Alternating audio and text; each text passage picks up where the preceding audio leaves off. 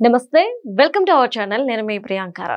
ఒక పార్టీలో కొంతమంది వ్యక్తుల కారణంగా, వాళ్ళ గొడవల కారణంగా పార్టీలో చిచ్చు రేగుతుంది, పార్టీకి చెడ్డ పేరు వస్తుంది అంటూ చంద్రబాబు నాయుడు గారు సీరియస్ అవుతూ వస్తున్నారు. క్రమశిక్షణ అనేది చాలా ముఖ్యం, పార్టీ అంటే అది కాదు అని చెప్పి. అయితే ఇటు ప్రతిపక్ష పార్టీలు కూడా కొన్ని ఆరోపణలు చేస్తున్నాయి. అంటే కూటమి ప్రభుత్వం ఏర్పడి ఏడాదిన్నర పూర్తి చేసుకునే లోపే అంతర్గత విభేదాలు బయటపడుతున్నాయి, ఇక చీలిక ఏర్పడిపోయింది అని చెప్పేసి ఇటు వీళ్ళు ప్రచారం చేస్తున్నారు. అసలు ఏం జరుగుతుంది? ఇటు ప్రతిపక్షాలు చెప్తుంది నిజమా, లేదంటే గనక చంద్రబాబు నాయుడు గారు అసలు ఏం చెప్పారు అనేది తెలుసుకునే ప్రయత్నం చేద్దాం. మనతో మాట్లాడడానికి సీనియర్ జర్నలిస్ట్ సిఎస్ రావు గారు ఉన్నారు, ఆయనతో మాట్లాడదాం. నమస్కారం సార్. నమస్తే సార్. ఏంటి ఇటు ప్రతిపక్షమేమో పార్టీలో అంతర్గత విభేదాలు వస్తున్నాయి, చిచ్చు రేగింది, విడిపోతారు అని చెప్పి అంటున్నారు. ఇటు చంద్రబాబు నాయుడు గారిని తీసుకుంటే గనక ఆయనేమో క్రమశిక్షణ అనేది చాలా ముఖ్యం, కొంతమంది వల్ల పార్టీకి చెడ్డ పేరు వస్తుంది అంటూ ఆయన సీరియస్ అవుతున్నారు. అసలు పార్టీలో ఏం జరుగుతుంది? ఇప్పుడు పార్టీ అధికారంలోకి వచ్చినప్పటి నుంచి కొన్ని సంఘటనలు జరిగాయి పార్టీలో. కాకపోతే తాజాగా ఒక ముగ్గురు నోరు అదుపు తప్పి, డిసిప్లిన్ తప్పి మాట్లాడుతున్నారు. బహుశా వాళ్ళ గురించి ఆయన అక్షంతలు వేసినట్టుగా అనిపిస్తుంది. జనరల్గా చంద్రబాబు నాయుడు గారు ఎప్పుడు కూడా కోప్పడరు, చాలా ఓపిక, ఎవరు చెప్పింది వింటారు. తర్వాత చర్యలు తీసుకునేటప్పుడు కూడా 1-4 సార్లు అవకాశం ఇస్తారు. హిరణ్యకశిపుడిని చంపడానికి ఎన్ని రకాల తప్పులు చేసే అవకాశం ఇచ్చారో అలాగే చంద్రబాబు నాయుడు గారు కూడా మ్యాక్సిమం సహనంతో ఉంటారు. ఇక తప్పదు అన్నప్పుడే ఆయన చెప్తారు, సున్నితంగా చెప్తారు. అలాగే సున్నితంగా ఇప్పుడు చెప్పారు. ఏం చెప్పారు? బాబు, నేను పొరపాటున మీకు టికెట్లు ఇచ్చా, తెలుగుదేశం భావజాలం ఎలా ఉంటుందో మీకు తెలియదు, తెలుగుదేశం క్రమశిక్షణ ఎలా ఉంటుందో మీకు తెలియదు, కాబట్టి మీకు తెలియనటువంటి అవగాహన లేనటువంటి వాళ్ళకి నేను ఇచ్చాను కాబట్టి పొరపాటు నాదే, నేను పొరపాటున ఇచ్చాను బీఫామ్లు, టికెట్లు, పార్టీ టికెట్లు. తెలుగుదేశం పార్టీ భావజాలాన్ని, తెలుగుదేశం పార్టీ డిసిప్లిన్ ఏంటి, తెలుగుదేశం పార్టీ అంటే ఏంటి, మూల సిద్ధాంతాలు ఏంటి, వీటిని కనీసం ఇప్పుడైనా తెలుసుకోండి మీరు. ఇంకా ఇప్పటికే నేను చెప్పాను, ఇంకా తెలుసుకోకపోతే మీరు మాకు అవసరం లేదు, మీరు వెళ్ళిపోండి, మీరు వెళ్ళిపోయి రాజీనామా చేసి వెళ్ళిపోయేసి మీరు ఇండివిజువల్గా గెలవండి అని చెప్పారు. ఎందుకన్నా ఏం చెప్తారు? ఇప్పుడు గెలిచిన వాళ్ళు ఏమనుకుంటున్నారంటే మా వల్లే మేము గెలిచాం అని చెప్పి ఫీల్ అయ్యే వాళ్ళు చాలామంది ఉన్నారు. సీనియర్స్లో ఎక్కువ మంది ఫీల్ కావట్లా. ఫస్ట్ టైం ఎమ్మెల్యే అయినటువంటి వాళ్ళు 60-70 మంది ఉన్నారు.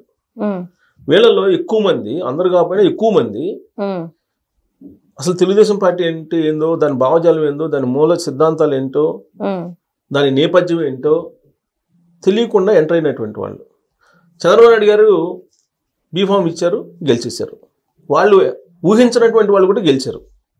దానికి కారణం ఏంటంటే మహానుభావుడు జగన్మోహన్ రెడ్డి గారు 2019 నుంచి 2024 వరకు అద్భుతమైనటువంటి పరిపాలన నచ్చక ప్రజలకి 11 స్థానాలు పరిమితం చేశారు. సో దాంతో 164 మంది తెలుగుదేశం పార్టీ గెలుచుకుంది. అంటే చంద్రబాబు నాయుడు గారు ఎవరికి బీఫామ్ ఇస్తే వాళ్ళు గెలిచారు. ఆ గెలుపుని ఏమనుకుంటున్నారు? మమ్మల్ని చూసేశారు ప్రజలందరూ, కాబట్టి మాది ఆ గెలుపు అనుకుంటున్నారు. అది కాదు బాబు, మీ గెలుపు కాదు అది. పార్టీ టికెట్ ఇవ్వబట్టే మీరు గెలిచారు, కాబట్టి పార్టీ ఉండబట్టి, పార్టీ బలంగా ఉండబట్టి, పార్టీ సిద్ధాంతాలు బలంగా ఉండబట్టి, పార్టీ పట్ల ప్రజలు నమ్మకంతో ఉన్నారు కాబట్టి మీకు ఓట్లు వేశారు. మిమ్మల్ని చూసి వేయలేదు, పార్టీని చూసేశారు. కాబట్టి మీరు ఇది తెలుసుకోండి. లేదు అలా కాదు, పార్టీని చూసి వేయలేదు, మమ్మల్ని చూసి వేసారు అనుకుంటే మీరు వెళ్ళిపోండి, మీరు వెళ్ళిపోయి రాజీనామా చేసి మళ్ళీ మీరు పోటీ చేసి గెలవండి. అప్పుడు మీ ఇష్టం వచ్చినట్టు నోరు పారేసుకోండి, మీ ఇష్టం వచ్చినట్టు ఉండండి, మేమేమన్నాం అనే యాంగిల్లో ఆయన ఇన్ కెమెరాల మీటింగ్లో మాట్లాడినట్టు వాళ్ళ పేపర్లో వచ్చింది, అన్నిట్లో న్యూస్లో కూడా వచ్చింది. ఇంత స్థాయిలో ఆయన ఎందుకు అసహనానికి గురయ్యాడు? ఆయన ఎప్పుడూ లేనిది. చంద్రబాబు నాయుడు గారు జనరల్గా ప్రోగ్రెసివ్ మైండ్, పాజిటివ్గా థింక్ చేస్తాడు ప్రతి విషయాన్ని కూడా. ఎవరైనా వెళ్ళినా కానీ పాజిటివ్గానే ఆయన రియాక్ట్ అవుతారు. అలాంటి లీడర్ని అసహనానికి గురి చేసి పార్టీని డ్యామేజ్ చేసేలాగా కొంతమంది ఉన్నారు. వాళ్ళ గురించి క్లియర్గా చెప్పారు, మాకు అవసరం లేదు బాబు, మా పార్టీ భాజాలం తెలియని వాళ్ళు మాకు అవసరం లేదని చెప్పి చాలా క్లియర్గా చెప్పారు. అయినా కానీ వాళ్ళు రాజీనామా చేయకుండా అతుక్కొని ఉంటున్నారు. అయినా కానీ ఎందుకు, పార్టీ నుంచి బయటికి పోతే పరిస్థితి ఏందో తెలుసు వాళ్ళకి. ఇప్పుడు ఒక ఆయన వీళ్ళల్లో ఒక ఆయన ఏమాత్రం రాజకీయ నేపథ్యం లేదు. రాజకీయ నేపథ్యం లేని అతనికి ఒక ఎస్సీ కాబట్టి పెద్దపీట వేసి రాజధాని రైతుల కోసం ఆయన ఏదో కొంచెం ముందుండి నడిచాడని చెప్పి టికెట్ ఇచ్చారు. సీన్ కట్ చేస్తే ఆయన వైఎస్ఆర్ కాంగ్రెస్ పార్టీ కోర్టు అని చెప్పేసి క్రమంగా తెలుస్తుంది. ఆ మేరకు రిపోర్ట్స్ ఉన్నాయి. ఆయన మీద లాస్ట్కి సొంత పార్టీలో ఉండేటువంటి మహిళలే బాబు మాకు ఈ ఎమ్మెల్యే వద్దు అని చెప్పి ఆత్మహత్య యత్నం చేసుకున్నారు. ఆ నియోజకవర్గానికి సంబంధించినటువంటి వాళ్ళు తెలుగుదేశం పార్టీ ఆఫీస్ ముందుకు వచ్చి ధర్నాలు చేశారు. ఆ ఎమ్మెల్యేకు దండం పెడుతూ, తెలుగుదేశం పార్టీ ఎమ్మెల్యేకే. అలాంటి ఎమ్మెల్యే రీసెంట్గా అక్కడ ఉండేటువంటి ఎంపీ ఆయన ఇద్దరు పరస్పరం మీడియాకి ఎక్కారు.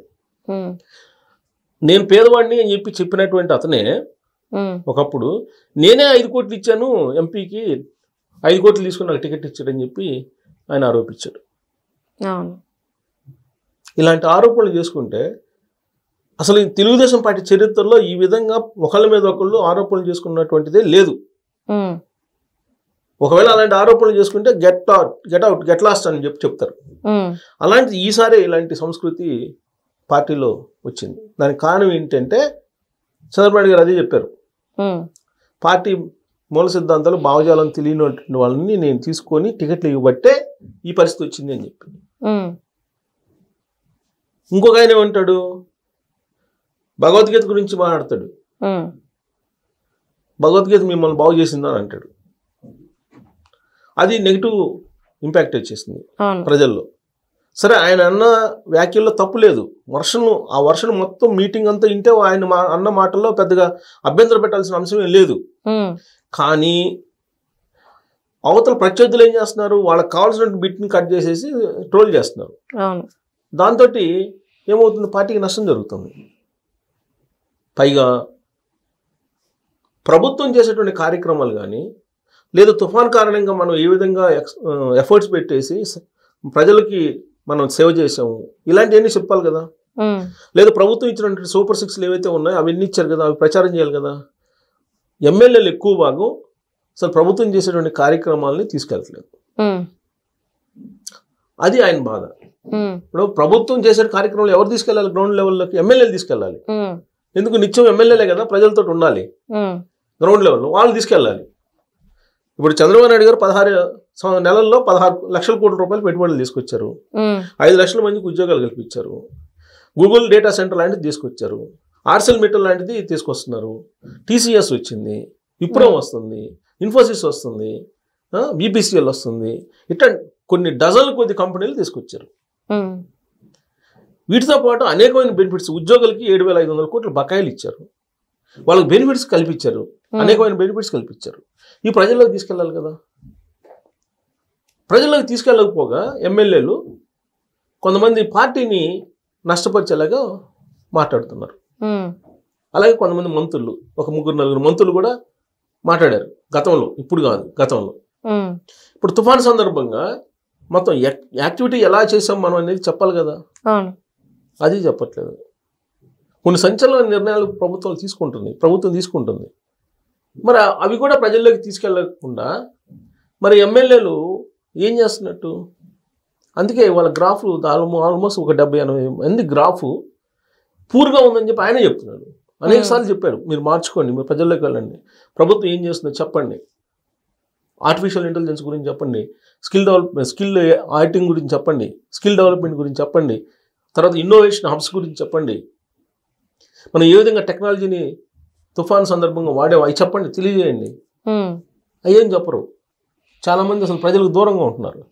దూరంగా ఉండడంతో పాటు ఇలాంటి కామెంట్లు చేసుకుంటూ పార్టీకి నష్టం చేకూరుస్తున్నారు. అందుకే ఒక 3కి ఈసారి బాగా చొరకలు వేశారు. గతంలో 2-3 మినిస్టర్లకి వేశారు. ఇప్పుడు ఒక 3 ప్రజాప్రతినిధులకి వాళ్ళ ఎమ్మెల్యేలు ఎంపీలు కూడా ఉన్నారు. వాళ్ళకి చురకలు వేశారు. మీరు వద్దు బాబు, మీరు వెళ్ళిపోండి అని చెప్పారు. నిజంగా వాళ్ళు కనుక రాజీనామా చేసి వెళ్ళిపోతే వాళ్ళు ఏంటనేది తెలుస్తుంది, కానీ వెళ్ళరు. ఎందుకంటే వెళ్తే ఏం జరుగుతుందో తెలుసు.